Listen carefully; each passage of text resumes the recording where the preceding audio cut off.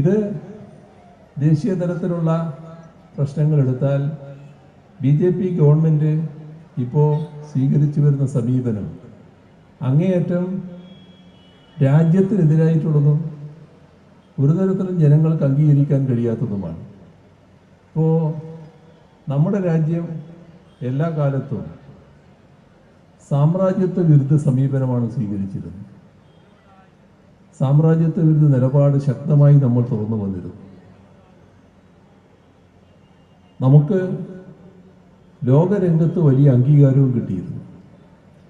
മൂന്നാം ലോക രാഷ്ട്രങ്ങളുടെ ഇടയിൽ ഇന്ത്യ വലിയ തോതിൽ അംഗീകരിക്കപ്പെട്ട ഒരു രാഷ്ട്രമായിരുന്നു. ഇപ്പോഴെന്താ നമ്മുടെ സ്ഥിതി? നമ്മൾ സാമ്രാജ്യത്വ വിരുദ്ധ സമീപനം സ്വീകരിക്കുന്നവരാണെന്ന് പറയാൻ കഴിയുമോ?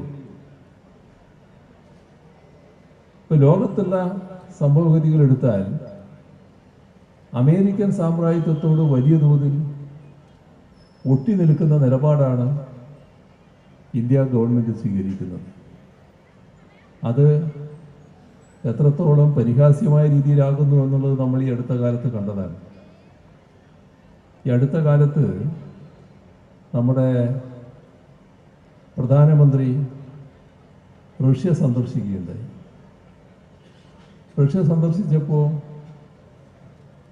പുടിൻ റഷ്യയിലെ പരമോന്നത ബഹുമതി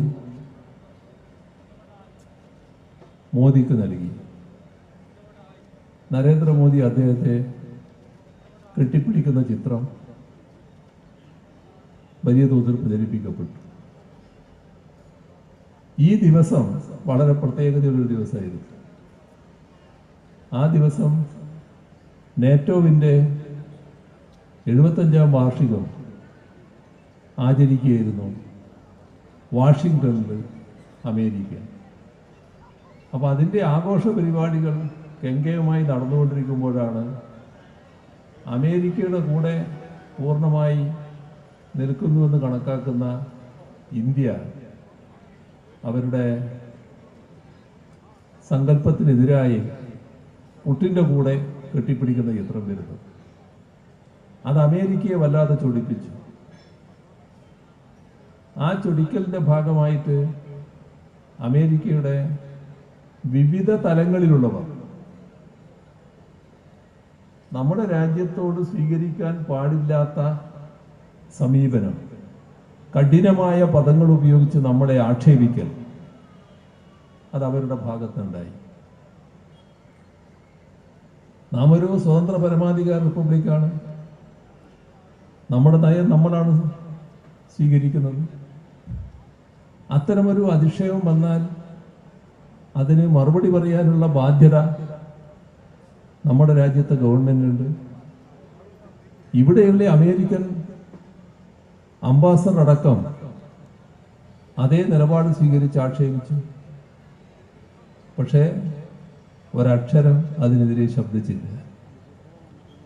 ശബ്ദിച്ചില്ല എന്ന് മാത്രമല്ല, എങ്ങനെ അമേരിക്കയെ പ്രീണിപ്പിക്കാൻ പറ്റുമെന്നാണ് നോക്കിയത്. അതിൻ്റെ ഭാഗമായി ചെയ്തത് ഉക്രൈനിലെ സെലൻസ്കി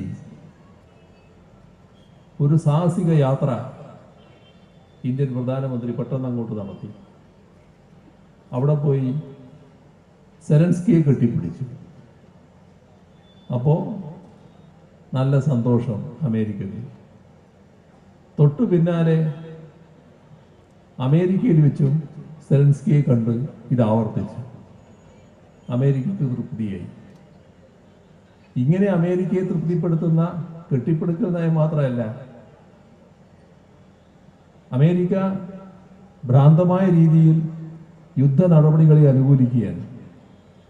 ഇനിയൊരു യുദ്ധം വലിയ തോതിലുണ്ടായാൽ ആ യുദ്ധത്തിൽ നമ്മുടെ രാജ്യം പങ്കാളിയല്ലെങ്കിലും നമ്മുടെ രാജ്യത്തിൻ്റെ മണ്ണും വായുവും നമ്മുടെ എയർപോർട്ടുകളും നമ്മുടെ സീപോർട്ടുകളും കടൽ തീരങ്ങളും എല്ലാം അമേരിക്കൻ സേന വന്ന് വിശ്രമിക്കുന്ന സ്ഥിതിയുണ്ടാവും. അത്തരമൊരവസ്ഥയിലേക്ക് നമ്മുടെ രാജ്യത്തെ ഇവരെത്തിച്ചിരിക്കുകയാണ്. അമേരിക്കക്ക് പൂർണ്ണ വിധേയമായി നിൽക്കുകയാണ്. ഇതൊരു ഭാഗം.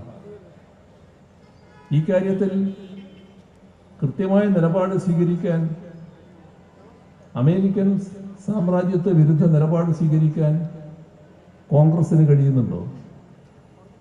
രാഹുൽ ഗാന്ധി കുറച്ചുനാൾ മുൻപ് അമേരിക്കയിൽ പോയിരുന്നു, ഒരു സന്ദർശനം. ആ സന്ദർശന സമയത്ത് അദ്ദേഹം സ്വീകരിച്ച നിലപാട് മോദിയെക്കാളും അമേരിക്കയെ പ്രീണിപ്പിക്കാൻ എന്തൊക്കെ പറയണം എന്നുള്ളതായിരുന്നു. അങ്ങനെ പറയുന്ന നിലപാടാണ് സ്വീകരിച്ചത്. അപ്പോ ഇത്തരം നയങ്ങൾ ഇവിടെ കോൺഗ്രസ് തുറന്നു പോവുകയാണ് എന്ന് നാം കാണേണ്ടതായിട്ടുണ്ട്. നരേന്ദ്രമോദിയുടെ ഗവൺമെന്റ് രാജ്യത്തെ ജനങ്ങളെ വലിയ തോതിൽ കൂടുതൽ ദുരിതാവസ്ഥയിലേക്ക് തള്ളിവിടുകയാണ്. ഇപ്പോൾ ലോകത്തിലെ അതിദരിദ്ര വിഭാഗത്തിൻ്റെ ഒരു പട്ടിക അടുത്ത കാലത്ത് പ്രസിദ്ധീകരിക്കുകയുണ്ടായി. ആ പട്ടികയിൽ നമ്മുടെ രാജ്യത്തിന് 105 സ്ഥാനമാണുള്ളത്. നമ്മൾ കഴിഞ്ഞാൽ പിന്നെ ഏതാനും രാഷ്ട്രങ്ങൾ മാത്രമേ ബാക്കിയുള്ളൂ എന്നർത്ഥം. നമ്മുടെ തൊട്ടുകിടക്കുന്ന രാഷ്ട്രങ്ങളെല്ലാം നിങ്ങൾ മനസ്സിൽ കണ്ടോ? ആ രാഷ്ട്രങ്ങളെല്ലാം ദരിദ്രാവസ്ഥ നോക്കിയാൽ നമ്മളെ അത്ര പരിതാപകരമായ നിലയല്ല, നമ്മളെ എത്രയോ മുന്നിലാണ് അവരൊക്കെ. നമ്മുടെ രാജ്യത്ത് കോടാനുകോടി ജനങ്ങൾ ഇപ്പോഴും ദരിദ്രാവസ്ഥയിൽ കഴിയുകയാണ്. എന്താ കാരണം? നമ്മുടെ രാജ്യത്ത് നടപ്പാക്കുന്ന നവ ഉദാരവൽക്കരണ നയം, അതിൻ്റെ ഭാഗമായി സമ്പന്നരെ കൂടുതൽ സമ്പന്നരാക്കുകയാണ്, പാവപ്പെട്ടവരെ കൂടുതൽ പാപ്പരീകരിക്കുകയാണ്. ഈ നയം എവിടെയെങ്കിലും ഏതെങ്കിലും ഒരിടത്ത് കോൺഗ്രസ് വേറിട്ട് നിൽക്കുന്നുണ്ടോ? ഇതിപ്പോ BJP ആണ് നടപ്പാക്കുന്നെങ്കിലും യഥാർത്ഥത്തിൽ കോൺഗ്രസിന്റെ നയമല്ലേ? ഇപ്പൊ മാറ്റമുണ്ടോ? അനുഭവത്തിൽ നിന്ന് വല്ലതും പാഠം ഉൾക്കൊള്ളാൻ കഴിഞ്ഞോ? ഞങ്ങളാണിത് കൊണ്ടുവന്നെങ്കിലും രാജ്യത്തിന്റെ ആകെ അനുഭവം കോടാനുകോടി ജനങ്ങൾ പാപ്പരീകരിക്കപ്പെട്ടിരിക്കുന്നു, ഞങ്ങൾ അതിൽ ഖേദിക്കുന്നു, ഈ നയം ഇനി സ്വീകരിക്കില്ല എന്ന് ഇതേവരെ കോൺഗ്രസ് പറഞ്ഞോ? തെറ്റുപറ്റിയതായി സമ്മതിക്കുന്നുണ്ടോ? അതേ നയത്തിലല്ലേ നിൽക്കുന്നത്? ഇപ്പോ കോൺഗ്രസ് നേതൃത്വം കൊടുക്കുന്ന സംസ്ഥാന ഗവൺമെന്റുകളുണ്ടല്ലോ. നമ്മുടെ സംസ്ഥാനത്ത് 2016 മുൻപ് ഇവിടെ അധികാരത്തിലുണ്ടായിരുന്ന ഉമ്മൻചാണ്ടിയുടെ നേതൃത്വത്തിലുള്ള ഗവൺമെന്റ് ഇല്ലേ? ഈ ഗവൺമെന്റുകളെല്ലാം, കോൺഗ്രസിന് നേതൃത്വമുള്ള ഗവൺമെന്റുകളെല്ലാം തുടരുന്ന നയം ഏതാണ്? ഇതേ നവ ഉദാരവൽക്കരണ നയമാണല്ലോ. എവിടെയെങ്കിലും മാറ്റമുണ്ടോ? ഏതെങ്കിലും കാര്യത്തിൽ വ്യത്യസ്തയുണ്ടോ? ഇതല്ലേ നമ്മുടെ അനുഭവം. എന്നാൽ ആ നയത്തിൽ വ്യത്യസ്തത തുടക്കം മുതൽ പുലർത്തി വരുന്നത് ഇടതുപക്ഷങ്ങളാണല്ലോ.